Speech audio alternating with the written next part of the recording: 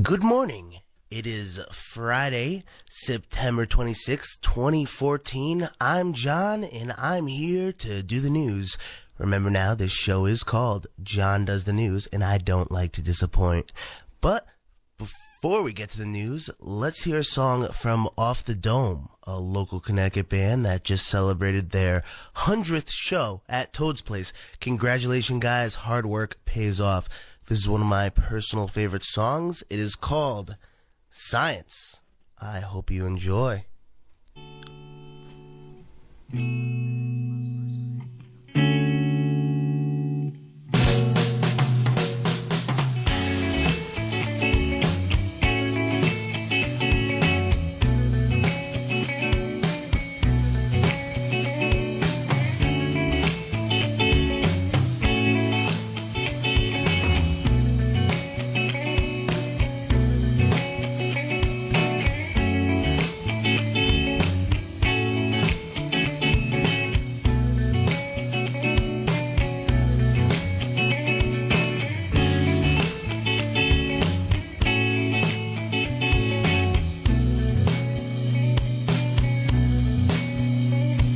Science does not know it's dead to imagination.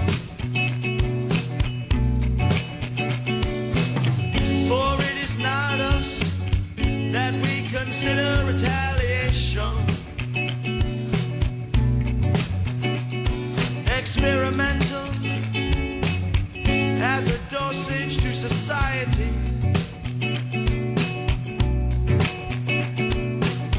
For it is only us that can be set free.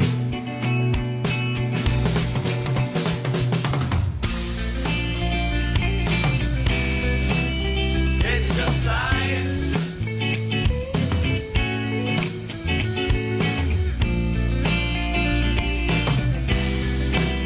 It's just science.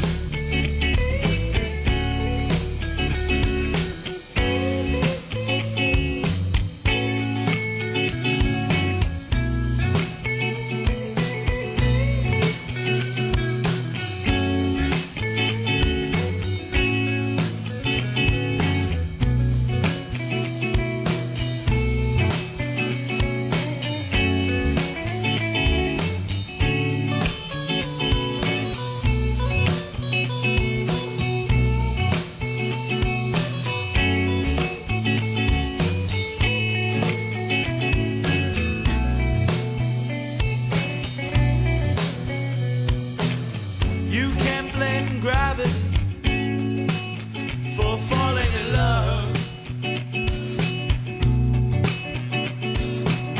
Letting the notes hit you like raindrops from above. The pitter-patter makes the sweetest sound. But this is what we live for, what it's all about.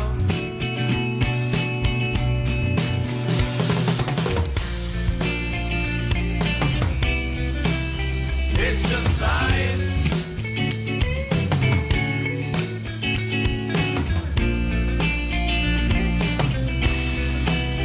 It's just science.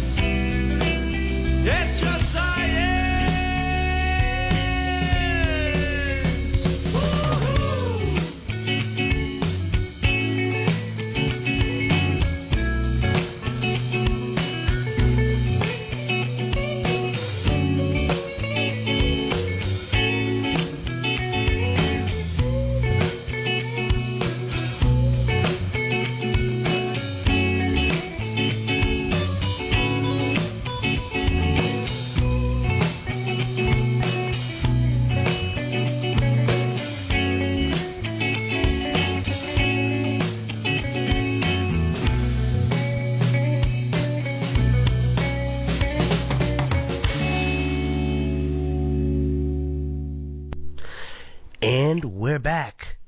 Did you miss me? All right, now to begin with some news. Eric Holder, for all you cool kids who don't pay attention to politics or vote, he is the Attorney General, and he recently announced that he is resigning.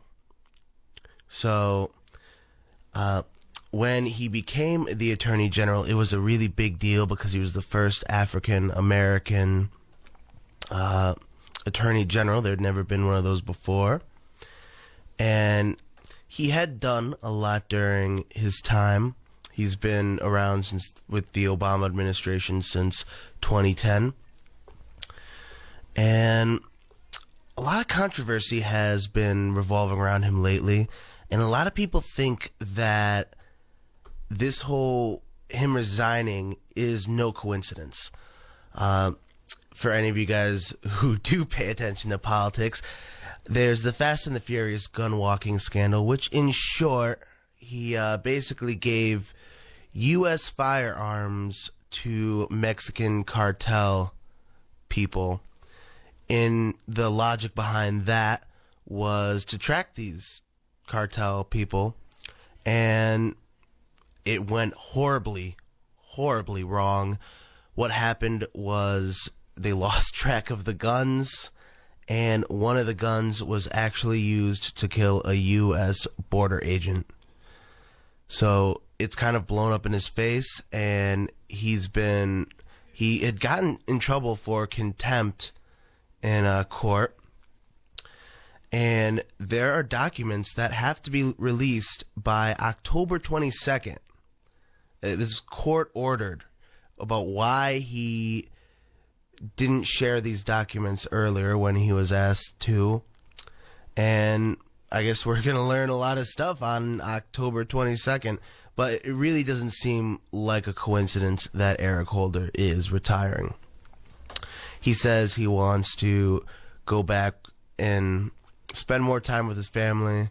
And though that's probably true too, it's not easy working at the White House, and he probably doesn't see his family as much as he would like. This is still a really powerful job, and that's probably the reason why he's doing that.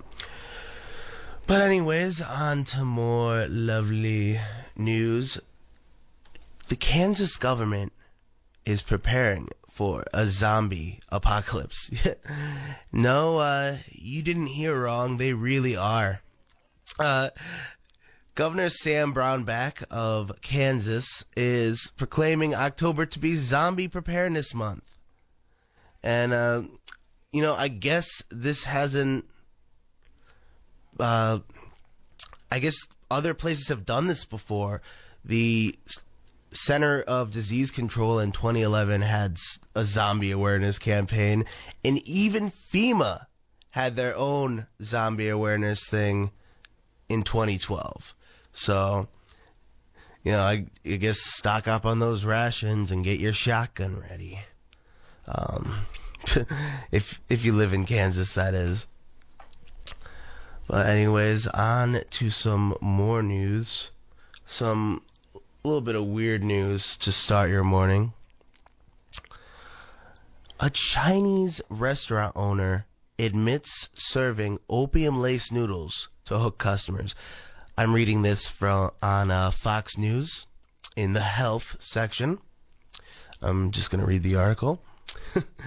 A Chinese restaurant owner has been arrested after allegedly lacing dishes with opium in an effect to keep customers coming back, BBC News reported. The owner of Yan'an Noodle Shop, known as Zhang, admitted he bought 4.4 pounds of poppy buds in August. The buds contain the opium poppy seeds from which the additive narcotic opium is made.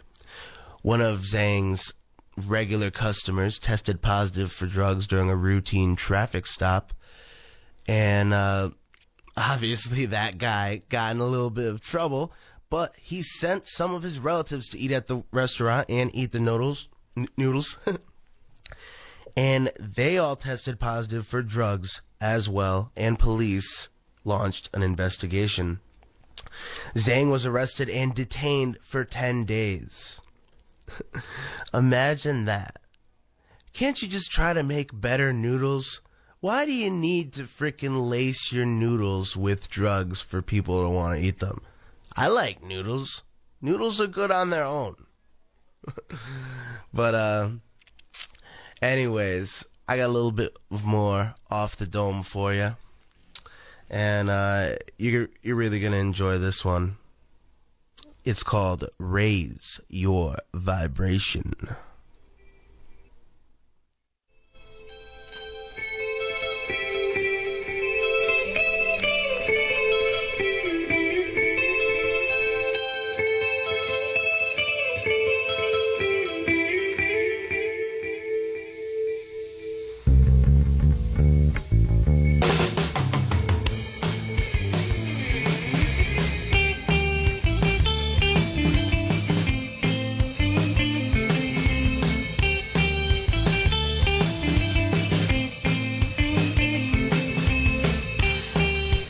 WSIN Radio 1590 AM.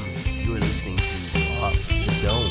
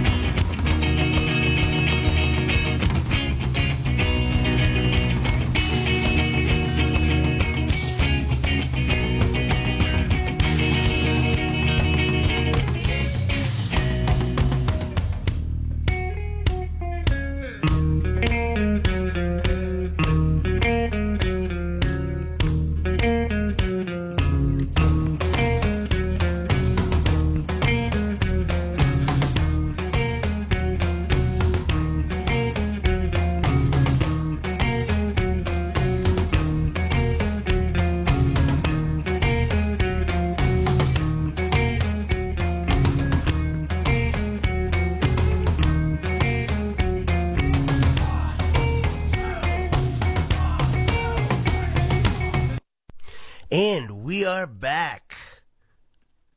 This is Jon Does the News at WSIN Radio on 1590 AM. Do you like turtles? One Canadian man really loves turtles. This story is from Q Fox 13, written by the Q13 Fox News staff. A Canadian man found with 51 live turtles stuffed in pants. Wow. He must really love these turtles. Detroit, a man has been charged with federal smuggling crimes after he allegedly found trying to cross from Detroit into Canada with 51 live turtles in his pants. It was reported Thursday. According to the Detroit Free Press, a criminal complaint filed in U.S. District Court in Detroit said Kai Zhao, a Canadian citizen, was trying to return to Windsor, Ontario with the live reptiles tucked in baggies around his legs. Oh, well, at least he had them in baggies because these little guys can bite. The newspaper reported that Gavin Shire of the U.S. Fish and Wildlife Service investigated the case against Zhao and said there's a large demand for turtles in Asia and not necessarily for pets. There's a lot of both illegal and unregulated turtle consumption, Shire told the paper. Zhao was stopped and arrested August 5th, but the criminal complaint was filed in court Tuesday. The complaint said that the U.S. Fish and Wildlife Service, apparently tipped off, was watching when Zhao picked up a box labeled "Live Fish, Keep Cool" from the UPS customer center in Detroit. The box was from Alabama. Federal agents said Zhao took the box and other materials to an area between two UPS semi-trailers and then walked out later with bulges on his legs beneath his pants. You're not fooling anybody, buddy. He then left and headed for the Windsor Tunnel. He was stopped trying to enter Windsor, and the turtles were found during a search. The complaint said there was eastern box turtles, red-eared sliders, and diamondback terrapins. According to the newspaper, Zhao faces 3 charges: smuggling goods from the United States, trading in species illegally, and exporting fish or wildlife illegally. Guys, don't steal fish and try and bring it over the Canadian border. That's just not smart. All right, well, on to more serious news. Denmark joins the fight against ISIS. Denmark is becoming one of the latest countries to join the U.S.-led coalition that is launching airstrikes on ISIS in Iraq and Syria. ISIS is just a horrible, horrible organization. ISIS, for those of you who don't know, stands for the Islamic State of Iraq and Syria. They have done some horrible, horrible things, like beheading U.S. journalists and people from the United Kingdom as well. They've posted these awful, awful videos online, and they said that this stuff will continue unless the United States stops their airstrikes. Now, I don't know about you, but when you see a terrorist to your country beheading one of your own people, is that going to make you want to stop bombing them? Quite the contrary. The U.S. and about 50 other nations are all going to do coordinated strikes against ISIS. So it will be interesting to see how things turn out with that. I don't know how these people can exist. The world is just a horrible, horrible place sometimes, and all this stuff is sickening. And I personally hope ISIS is completely wiped out by next year.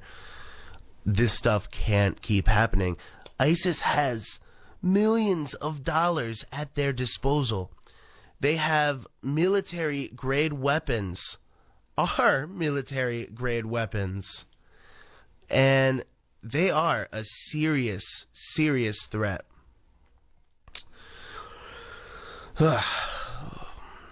But on to more news. Not anything too great. I don't know if any of you have heard about the state trooper in South Carolina. A dash cam video was released recently of this whole shooting. LeVar Edward Jones was pulled over by Lance Corporal Sean Grobert for a seatbelt violation. And he got out of the car like the officer ordered. And then the officer wanted his license. Jones, who had his license in his car, goes for his license. And Lance Corporal Sean Grobert shoots him.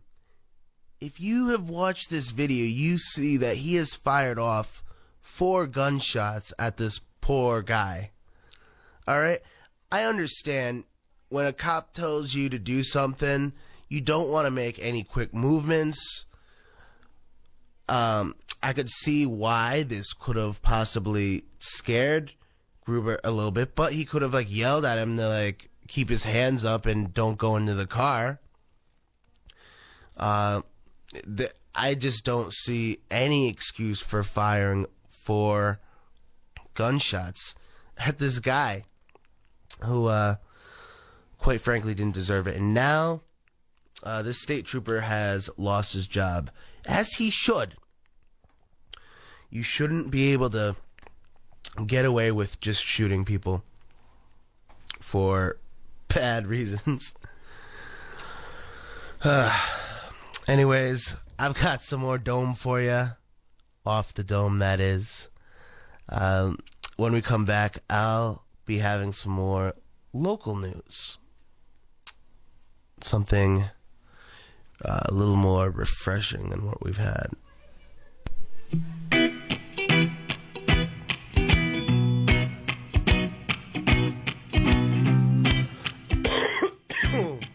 God damn it.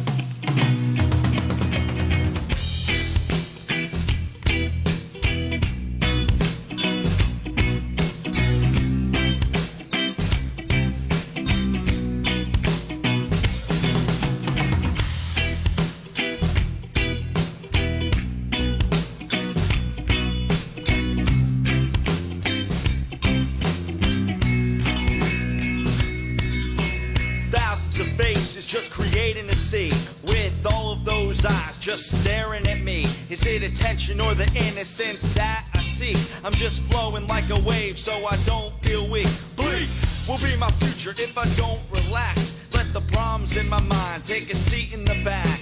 Crash goes the tide, the break of the wave. Cause as long as I'm surfing, I got something to say. It's the way of the mind. Shine on, shine, play life in the present so you don't rewind. We all do what we do and be who we be because we're all just flowing with the waves of the sea. I break with the tide, the rhythm of the ocean. I don't need to be convinced with your fake potion. Amends with the past, forget and forgive. To go with the flow is now how I live.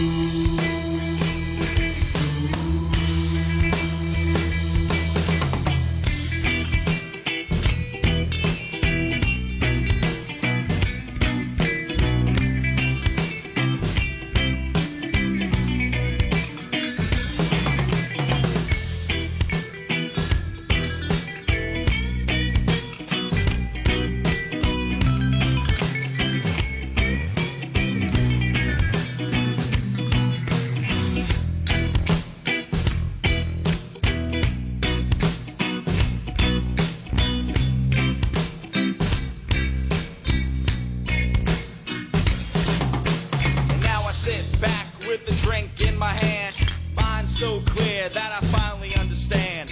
Man, it feels refreshing to be thinking so clear. For a clogged mind with thoughts was my worst fear. Simplistic linguistics, oh how I missed it. If only my innocent child could witness journey that matters, not the destination. But screw that I had said, cause I was tired of patience. create my own path, the next step in life, to flow and to smile. That's what felt right. Start right over from a fresh beginning. I'm no longer drowning, now I'm swimming.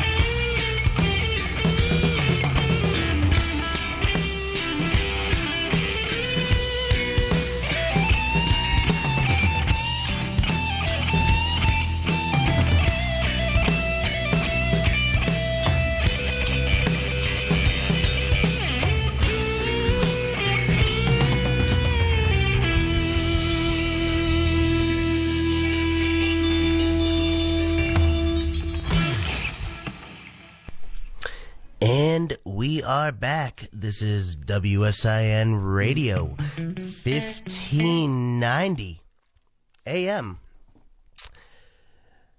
This is Jon Does the News. I'm John. Welcome back. Now on to a few local stories. One that I want to talk about in particular. In Enfield, a 16-year-old student was sent to the hospital this week. Why was she sent to the hospital? Well, the student said she was given a lollipop at lunchtime in the school cafeteria, and she didn't know it contained marijuana. Apparently, the student who handed out these lollipops had been questioned by police, and she told them that she got the lollipops from California. So, who knows if she actually knew that these things, the person who gave out these lollipops, if she actually knew that these lollipops had pot in them. And apparently this girl had it and she felt a little funny, as you would when you ingest marijuana. She went to the doctor. They went to Hartford Hospital, and the toxicology report came back positive for marijuana. And I'm reading reports of this, and I just don't like the way the media covers marijuana. I think that a lot of the times they try to make it look worse than it seemed. I'm reading this news article right now, and marijuana laced products. Like, I don't know. I guess I just don't consider it as harmful as other real drugs like cocaine, heroin, ecstasy, things that can do awful, horrible damage to people. I'm reading this news article.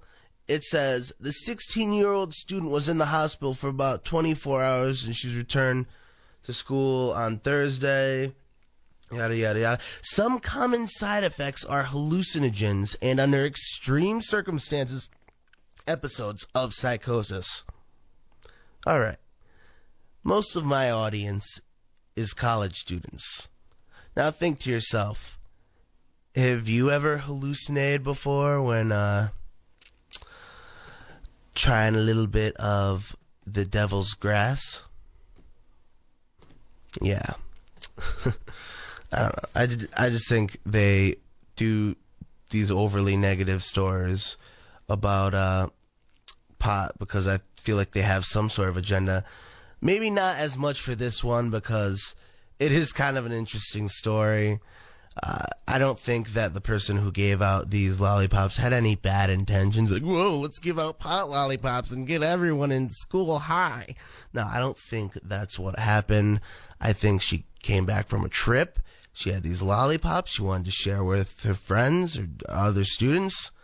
And now she's regretting that decision. But same thing with new studies with pot that have like negative, I don't know, I guess have negative results when it comes to marijuana research. Like negative, like the results found that pot is bad or particularly damaging to. Now, I'm not one to believe that marijuana should be consumed by people under 18. I think it should be something that adults do. I think it should be regulated like alcohol and treated exactly the same as alcohol, even though it is less harmless than alcohol. I don't know. I feel like they do some of these stories just to stir the pot, and I really can't blame them. If I was a news organization, I'd want people clicking on my website too. Gotta make money somehow. Anyways, on to another story. This one's from Eyewitness News, Channel 3. This article, Outstanding Warrants Leads to Hour-Long Stand-Up, written by Rachel Rooney. It was posted September 22nd, 2014 at 3:26 a.m. It was updated just this morning at 9:02 a.m. Once again, the headline is Outstanding Warrant Leads to Hours-Long Stand-Up. Granby, Connecticut. An attempt to serve outstanding warrant turned into an hours-long standoff in Granby on Thursday. Officers were attempting to arrest 47-year-old Matthew Bromson of Granby at the Lost Acres Road home around 6 p.m. However, Bromson refused to comply with police orders. Instead, Bromson barricaded himself in the house and threatened to harm himself and officers. Bromson is known by police to possess a number of handguns and rifles. However, police said at no time was the public in any danger. Police, along with the assistance of the North Central Emergency Services team, were able to get Bromson to surrender just after 2:30 a.m. Friday morning. He was taken into custody with no shots being fired and no one being injured, police said. Bromson is likely to be facing several charges. The details of those charges have not yet been released. I would like to know those charges. Why is this guy barricading himself in his home and telling police officers that he's going to harm himself and other officers if they try to take him in? I hope they report more on this story because it must be some pretty serious charges, or this dude is just crazy. Now, I got another story. Some people are disabled, and some people really rely on power to help them get through. Now, one lady from Rocky Hill no longer has that option, or no longer had that option. Things might have developed since then. The headline is, Disabled Rocky Hill Woman Has Power Shut Off. Once again, this is on Eyewitness News Channel 3. You can read it at www.wfsb.com. Written by Caitlin Naples and also by Jason Fraser. Rocky Hill, Connecticut. A Rocky Hill woman suffering from muscular dystrophy who is dependent on electricity for her ventilator had her power shut off. Each year, Connecticut Light and Power said it requires customers with a medical condition to certify their disability status. In this case, CLMP said it did not happen, and that is why the lights were out on James and Mary Beth Waltman. Waltman said when he called CLMP to ask why the power went out, he was told it was because he missed one payment. He said despite telling CLMP about his wife's disability, the power company said he needed to pay up. She is also on this breathing machine, which helps breathe for her, which takes power to operate, he said. Waltman said he did miss a payment and paid it one night this week. However, he said he was told he needed to wait until the morning to have his power restored. Wow, imagine that.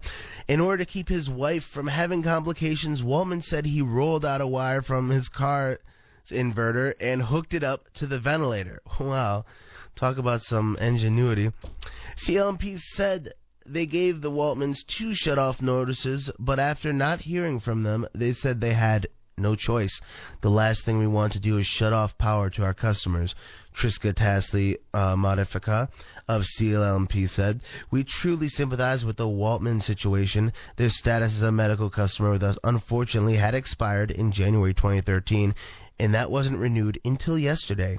The Waltman's power was eventually turned back on. CLMP said it is important for individuals who suffer from medical conditions to alert their electrical company to their condition. It is also important that the customer renews their status every year to make sure what happens to the Waltmans won't happen to someone else. That's just awful, though. Imagine this is all you rely on to breathe, and it gets turned off. And that's too bad. I guess I understand the business's point of view. They did send some notices. And I guess if these people were registered as a medical customer, then that wouldn't have happened. So there's a lot of things people overlook when paying their bills or not paying their bills. But anyways, I got some more Dome for you. I think you're going to enjoy it. I hope you enjoy it as much as me. And when we're back, I'm going to have a few things to say about SCSU. WSIN is located at SCSU. And I got a few things to read today. Some fun events coming up for you. Tune in. I'll be back shortly.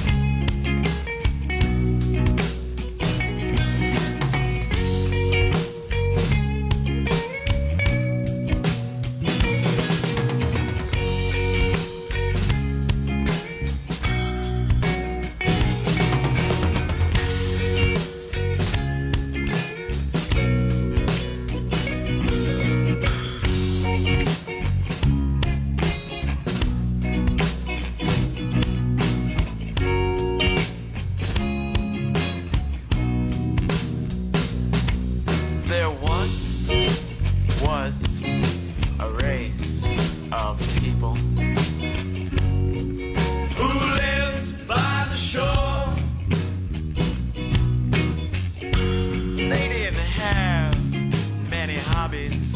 No, they didn't. They just liked to fish and eat. To fish and eat. To fish and eat. Then one day, a big wave came rolling through to call the sand away. And you know that beach is such a serene place. Oh, yes it is. 'Cause the wave took all the people too. Your life is a melody. Melody, yeah. Your actions are harmonies. Your life is a melody. Melody. And we are back for a little while. Anyways, I wanted to read about a few things going on campus. Some things that I think are important. Like, recently, a few days ago, Senator Blumenthal met and spoke with SDSU President Mary Papazian. And there's this whole thing on the website, and I'm just going to read it all. I feel like this is very important, so listen in. Even anyone in Connecticut who is a student should be listening to this right now. Senator Blumenthal on campus to discuss student debt relief. U.S. Senator Richard Blumenthal spoke with SSU President Mary Papazian, students and faculty at Campus Roundtable on September 24th to discuss his new legislation aimed at expanding the existing public service loan forgiveness program. According to Blumenthal, this would provide meaningful student debt relief to teachers, police officers, public health workers, and others who dedicate their career to public service. The Public Service Loan Forgiveness Program provides an important incentive for graduates to enter public service occupations by offering relief from student loan debt. Blumenthal said, because of the increasing frequency of graduates facing crushing amounts of student loan debt, that incentive is more important than ever.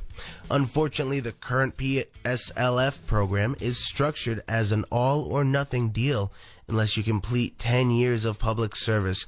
Even if you lose your job after 9 years and 11 months, you don't receive any relief from your student loan debt.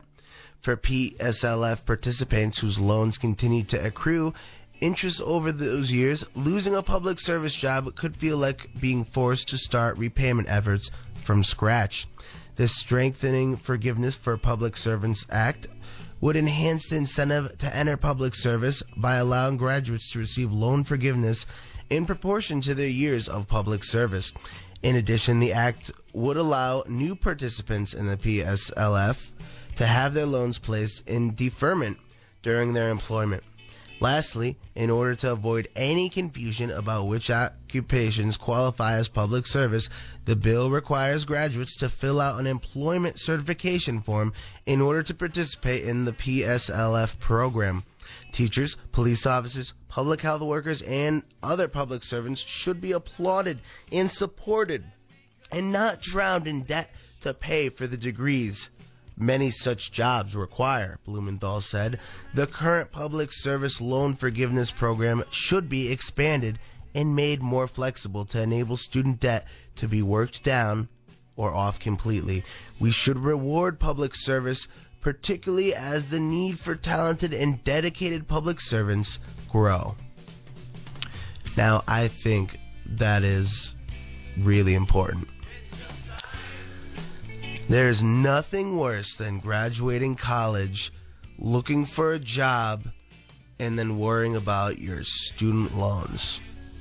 Now, if you want to do a job in public service, there is much more of a relief now. And it's more immediate than having to wait 10 years, as this article said. So, yeah.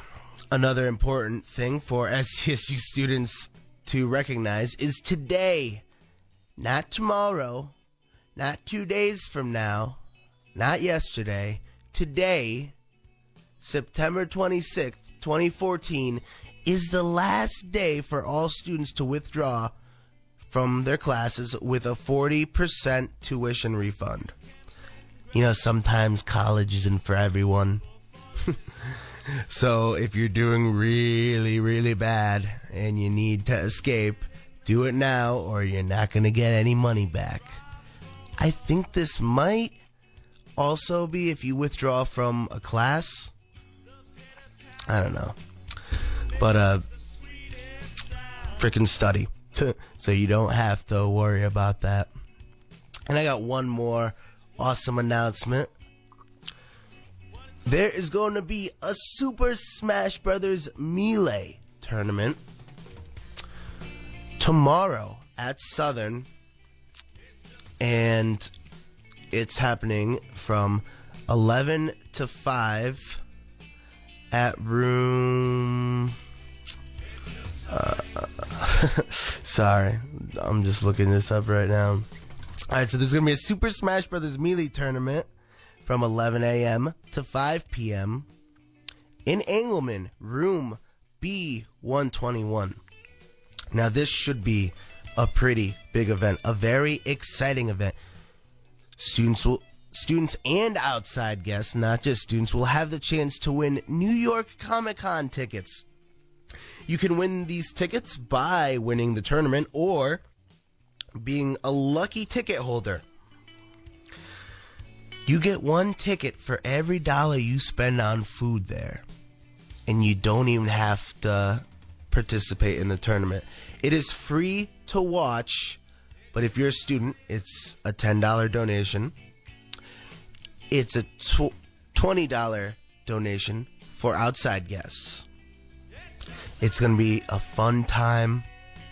Hopefully, a lot of people show up. I myself will be there. I'm going to help run it. It's going to be a great time. Really brings you back. Especially if you had a GameCube at home. But anyways, my time here is up. It's been wonderful. I'm so glad to be back at the helm. I'll see you next Friday, everyone. Until then, read some news.